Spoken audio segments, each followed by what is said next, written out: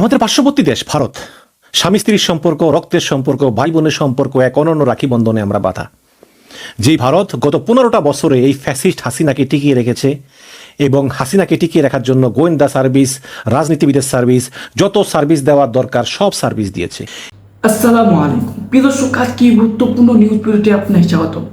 প্রিয় দর্শক, বর্তমানে বাংলাদেশের পরিস্থিতি এবং রাজনৈতিক শৃঙ্খলা কি, তাই আলোকে আপনার সামনে একটি গুরুত্বপূর্ণ ভিডিও ফুটেজ নিয়ে হাজির হয়েছি। আপনারা সেই ভিডিও দেখতে রীতিমতো অবাক হয়ে যাবেন। তাই আমি আর কথা বলবো না, আপনাদের সেই পুরো ভিডিওটি দেখাবো। আর যারা এখনো আমাদের এই চ্যানেলটি সাবস্ক্রাইব করে তারা তাড়াতাড়ি সাবস্ক্রাইব করে রাখুন এরকম ধরনের সকল আপডেটগুলো সবার আগে পেতে। আমাদের পার্শ্ববর্তী দেশ ভারত, স্বামী স্ত্রীর সম্পর্ক, রক্তের সম্পর্ক, ভাই বোনের সম্পর্ক এক অনন্য রাখি বন্ধনে আমরা বাঁধা। যেই ভারত গত 15টা বছরে এই ফ্যাসিস্ট হাসিনাকে টিকিয়ে রেখেছে এবং হাসিনাকে টিকিয়ে রাখার জন্য গোয়েন্দা সার্ভিস, রাজনীতিবিদের সার্ভিস, যত সার্ভিস দেওয়ার দরকার সব সার্ভিস দিয়েছে। এবং গত 15 বছর ধরে এই আওয়ামী লীগ শত শত গুম, খুন, নির্যাতন, অত্যাচার, ব্যভিচার করে শেষ পর্যন্ত গত বছরের জুলাই মাসে 1500 মানুষকে হত্যা করে দেশ ছেড়ে পালিয়েছে। তারপরেও ভারতের স্বাদ মিটেনি। এখন ভারত তাদেরকে আশ্রয় দিয়েছে, তাদেরকে নিরাপত্তা দিয়েছে, তাদেরকে আধার কার্ড দিয়েছে, তাদেরকে রাজনীতি করার সুযোগ দিয়েছে এবং তাদেরকে অফিস খুলতেও দিয়েছে। এই রকম বন্ধু রাষ্ট্র হলে আর শত্রু রাষ্ট্রের কি প্রয়োজন বলেন তো? এইরকম উদাহরণ আপনি পৃথিবীর অন্য কোনো দেশে দেখবেন না। হাসিনা যে গণহত্যাকারী, জাতিসংঘের প্রতিবেদন, বিবিসির প্রতিবেদন, আল জাজিরার প্রতিবেদন, এই সমস্ত প্রতিবেদনের পরেও ভারত মানতে নারাজ যে হাসিনা গণহত্যাকারী। ভারত আবার হাসিনাকে পুনর্বাসনের মহান দায়িত্ব নিয়ে নেমেছে। আপনি যদি বিবিসিতে, আল জাজিরাতে সেই 18ই জুলাইয়ের ভিডিওটা দেখেন, সেখানে হাসিনা স্পষ্ট বলতেছে যে মারণাস্ত্র ব্যবহার করো, গুলি করে মেরে ফেলো, হেলিকপ্টার থেকে গুলি করো। তারপরে এগুলো ভারত বিশ্বাস করে না। ভারতের কথা হচ্ছে এগুলো নাকি জঙ্গি দমন করতেছিল, আন্দোলনকারীরা জঙ্গি। এই বাংলাদেশে যারা যারা হাসিনার বিরুদ্ধে কথা বলে প্রত্যেকটা লোক ভারতের চোখে জঙ্গি, উগ্রবাদী। এই হচ্ছে গিয়ে আমাদের বন্ধু রাষ্ট্র। ভাই বোনের সম্পর্ক, স্বামী স্ত্রীর সম্পর্ক রাখির বন্ধনে বাঁধা। গত বছর ডক্টর ইউনুস মিটিং করেছিলেন নরেন্দ্র মোদীর সঙ্গে। সেখানে ইউনুস নরেন্দ্র মোদীকে অনুরোধ করেছিলেন যে আপনি হাসিনাকে ফিরিয়ে দিন। আবার এও বলেছিলেন যে আচ্ছা যদি আপনি ফিরিয়ে নাই দেন, যে না আমরা হাসিনাকে দেব না, কারণ হাসিনা ছিল আমাদের দাসী, হাসিনা ক্ষমতা থাকা অবস্থায় আমাদের পারপাস সার্ভ করেছে, সুতরাং আমরা ভারত দেব না, অন্তত তার মুখটা বন্ধ রাখেন। কিন্তু নরেন্দ্র মোদী ইউনুসকে কোনো কথা দেননি। নরেন্দ্র মোদী বলেছেন আমরা সবাইকে জায়গা দিই, আমরা দালাই লামাকেও জায়গা দিয়েছি। আর দালাই লামার হাসিনা এখনো? দালাই লামা তো গণহত্যা করে পালিয়ে আসেনি, হাসিনা তো গণহত্যা করে পালিয়ে এসেছে। এখন আপনি বলতেই পারেন যে হাসিনা আমার বন্ধু। আচ্ছা, হাসিনা যদি আপনার বন্ধু হয়ও, হাসিনা আপনার বন্ধু হওয়ার কারণেই কি এই 1500-1600 গণহত্যা জায়েজ হয়ে যায়?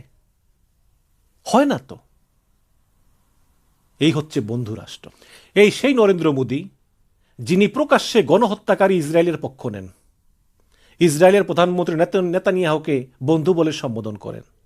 এই সেই নরেন্দ্র মোদী যিনি গণহত্যা করে দেশ থেকে পালিয়ে যাওয়া এক হাসিনাকে দিল্লিতে কোনো এক নিরাপদ এলাকায় রাখেন।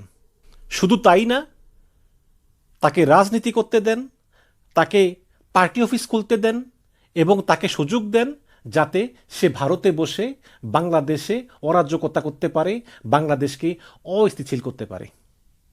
বন্ধু রাষ্ট্র।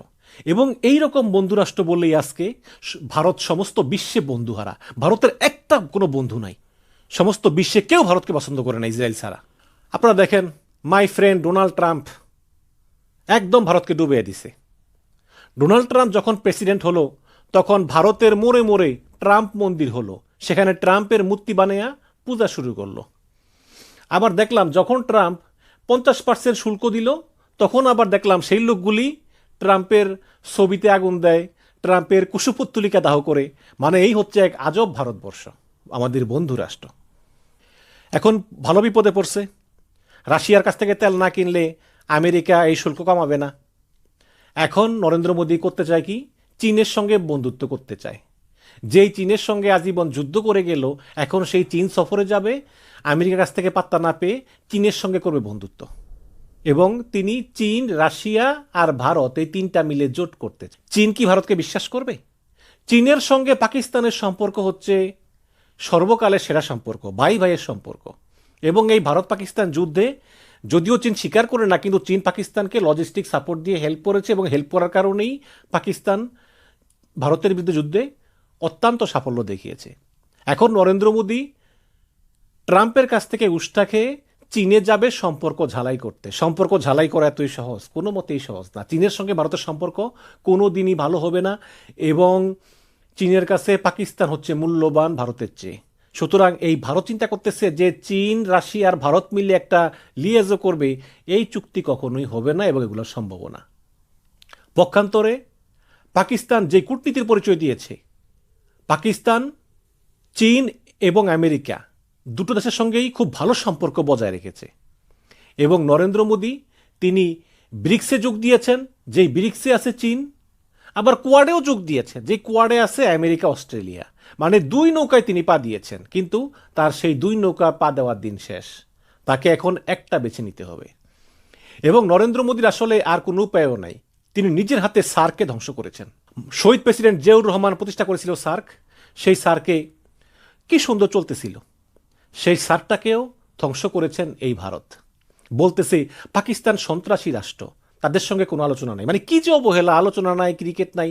আরে ভাই, পাকিস্তান যদি ধরে নিলাম সন্ত্রাসী রাষ্ট্র হয়, তর্কের খাতিরে ধরে নিলাম, আপনি তো পাকিস্তানের জনগণকে অবহেলা করতে পারেন না। আপনি তো একটা বিশাল জনগোষ্ঠীকে আপনি অবহেলা করতে পারেন, কিন্তু সেই পাকিস্তানকে দিনের পর দিন দূরে সরিয়ে দিয়ে এখন নিজেরাই একঘরে হয়ে যাওয়ার পথে। আজকে ভারতের কোনো বন্ধু নাই। আজকে দেখেন নেপাল একমাত্র হিন্দু রাষ্ট্র, তারাও ভারত এবং চীনের সঙ্গে ব্যালেন্স করে চলে। ভারত বলে যে নেপাল আমাদের সঙ্গে থাকো, কিন্তু কথায় কথায় বর্ডার বন্ধ করে দেয়, শুল্ক বাড়িয়ে দেয়। নেপাল দেখছে যে না, এটা তো হতে পারে না। আর নেপাল যেহেতু ল্যান্ডলকড কান্ট্রি, নেপাল দেখছে যে চীনের যেই বেল্ট অ্যান্ড রোড ইনিশিয়েটিভ, এটায় যোগ দিলে নেপালের লাভ। নেপাল সেদিকেই আছে। ভুটানও আস্তে আস্তে চীনের দিকে ঝুঁকতেছে। মিয়ানমারও চীনের কবজায় আছে আগে থেকেই। শ্রীলঙ্কার যে নতুন বামপন্থী সরকার, সে অবশ্য ব্যালেন্স করে চলে, ভারত চীন ব্যালেন্স করে চলে। আবার মালদ্বীপের যে প্রধানমন্ত্রী মোহাম্মদ মজ্জু, সেই মজ্জু কিন্তু নির্বাচিত হয়েছেনই এন্টি ভারত সেন্টিমেন্টকে কাজে লাগিয়ে। কাজে সেখানেও ভারতের কোনো অবস্থান নাই। কেন নাই? তার কারণ হচ্ছে একমাত্র দাদাগিরি। একটা দেশের দাদাগিরি করতে হলেও কিন্তু সেই রকম হওয়া লাগে, আমেরিকা, চায়না, রাশিয়ার মতো হওয়া লাগে। ভারত কি সেরকম হয়েছে? ভারত কি সেই পর্যায়ে গেছে? যায় নাই তো, কিন্তু দাদাগিরিটা আছে। যেই বাংলাদেশে 15টা বছর ধরে ফ্যাসিস্ট হাসিনাকে টিকিয়ে রেখেছে। 14 সালে পররাষ্ট্র সচিব, ভারতের বিদেশ সচিব সুজাতা সিংকে পাঠিয়ে এরশাদকে জোর করে নির্বাচনে, এই গত ইলেকশনে জিএম কাদেরকে ভারতে দাওয়াত দিয়ে নিল। এখন বিভিন্ন ভারতীয় সাংবাদিকরা বলে ভারত কিন্তু বাংলাদেশের ব্যাপারে নাক গলায় না। বাংলাদেশের প্রত্যেকটি রাজনৈতিক দলই, যদি প্রত্যেকটা পার্টি ভারতের বন্ধু হয়, তাহলে গত 14-15 বছরে আওয়ামী লীগকে দাওয়াত দিয়ে নিলেন, জাতীয় পার্টিকে নিলেন, বিএনপির কথা একবারও মনে পড়ল না। আচ্ছা, জামাতকে নাই দাওয়াত না দেন, জামাত এরা বলে উগ্রবাদী শক্তি, ফান্ডামেন্টালিস্ট, ভালো কথা। বিএনপিকে দাওয়াত দিলেন না কেন? তো এই হচ্ছে বন্ধু রাষ্ট্রের অবস্থা। এখন আপনারা তো জানেন যে ইউনুস ভারতকে পাত্তাই দেয় না। রাশিয়া যে পরমাণু চুল্লি করেছে, সেটার মেরামত দরকার হলে সেটা করবে চীনের টেকনিশিয়ানরা, লজিস্টিক সাপোর্ট দিবে চীন। মংলা বন্দর থেকে ভারতকে সরিয়ে ইউনুস চীনকে দিয়েছে। তিস্তা মহাপ্রকল্প চীন বাস্তবায়ন করবে। বাংলাদেশের যে অস্ত্র কিনে, সামরিক সরঞ্জাম, তার 70% চায়না থেকে আসে। এবং রিসেন্টলি চীনের কুনমিংয়ে চীন, পাকিস্তান, বাংলাদেশ মিলে একটা জোট করবে, যেই জোট অর্থনৈতিক সহায়তা দিবে একে অন্যকে, এবং বাংলাদেশ পাকিস্তান সহকারে ওই চীনের বেল্ট অ্যান্ড রোড ইনিশিয়েটিভে যুক্ত হবে। ভারতকে দরকার আছে? দরকার নাই তো। ভারত এইটা বন্ধ করে, ওইটা বন্ধ করে, এইটা বন্ধ করে, ভিসা বন্ধ করে, এগুলো করে কিছুই হবে না। এগুলো করে আসলে ভারত নিজে ক্ষতি করতেছে এবং সমস্ত বিশ্বে নিজেই বন্ধুহীন হয়ে পড়েছে, একঘরে হয়ে পড়েছে। এখন ভূরাজনীতিতে ভারতের কোনো মূল্যই নেই, ভারতের চেয়ে বরং পাকিস্তানের মূল্য অনেক বেশি। এবং এত বড় দেশ হওয়া সত্ত্বেও এই ভারত সরকারের এই পররাষ্ট্রনীতির কারণে ভারত আজকে একঘরে। ভাই, সহজ কথা, একটা পৃথিবীতে কোনো সরকার যদি থাকে না, সরকার আসে, সরকার যায়, দেশ কিন্তু রয়ে যায়। হাসিনা ছিল, হাসিনা চলে গেছে, ইউনুস আসছে, ইউনুস চলে যাবে, আরেকজন আসবে। এটি তো নিয়ম। কিন্তু না, হাসিনা চলে গেল কেন? এখন যে কোনো মূল্যেই হোক, ছলে বলে কৌশলে কনস্পারেসি করে হাসিনাকে আবার ফিরিয়ে আনতে হবে। এই হচ্ছে গিয়ে ভারত, বন্ধু রাষ্ট্র। এবং দুর্ভাগ্যবশত আমাদের চারপাশে হচ্ছে সেই ভারত। এখন চীনের সঙ্গে সম্পর্ক ভালো করতেছি, মালয়েশিয়ার সঙ্গে সম্পর্ক ভালো করতেছি, নারায়ণগঞ্জে তুরস্ক অস্ত্র তৈরির কারখানা করতেছে। আপনারা জানেন যে তুরস্কের অত্যাধুনিক অস্ত্র আছে। তো এই সব আর ভারত শুধু চেয়ে চেয়ে দেখবে, কারণ তাদের যে অতিরিক্ত আত্মমর্যাদা, অতিরিক্ত অহংকার, এই অহংকারই ভারতের পতন ডেকে আনবে এবং আনতেছে অলরেডি। আপনারা জানেন যে ট্রাম্পের শুল্কনীতির কারণে ভারতের শেয়ার বাজার হু করে পড়ে যাচ্ছে। সবশেষ একটা কথা বলি, সেটা হচ্ছে কি, ভারতকে আমরা শত্রু বানাতে চাই না। ভারত আমাদের শত্রুও না, আমাদের প্রতিবেশী দেশ, বন্ধু দেশ। কাজেই যদি আমাদের উপর দাদাগিরি না করে আমাদেরকে রাষ্ট্রের মর্যাদা দেয়, তাহলে আমাদের এই সম্পর্ক উন্নত হবে। এবং ভারতের সঙ্গে আমাদের সম্পর্ক যত উন্নত হয়, ততই আমাদের উভয় দেশেরই কিন্তু মঙ্গল। কাজে আমি আহ্বান জানাবো নরেন্দ্র মোদীকে বা ভারত সরকারকে যে বাংলাদেশের ব্যাপারে কোনো নাক গলায়েন না। হাসিনা গণহত্যা করে পালিয়ে গিয়েছে, তাকে আপনারা আশ্রয় দিয়েছেন, ভালো কথা, আশ্রয় দেন। কিন্তু সে যদি ভারতে বসে কোনো ষড়যন্ত্র করে, যে ষড়যন্ত্র করার উদ্দেশ্যই হচ্ছে বাংলাদেশকে অস্থিতিশীল করা এবং বাংলাদেশে অরাজকতা করা, এটার জন্য কিন্তু আপনারাই দায়ী থাকবেন এবং সম্পর্ক আরও খারাপ হবে।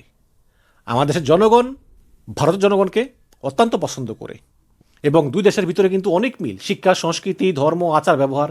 দয়া করে এক হাসিনার জন্য এবং এক আওয়ামী লীগের জন্য এই সম্পর্কটা নষ্ট করবেন না, একেবারে বিনীত অনুরোধ।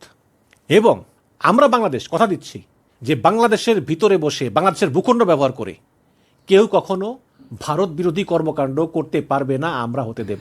প্রিয় দর্শক, আপনারা সেই আলোচনাটি শুনেছেন। সেই আলোচনাটি নিয়ে আপনার কি মতামত অবশ্যই কমেন্ট বক্সে জানাবেন।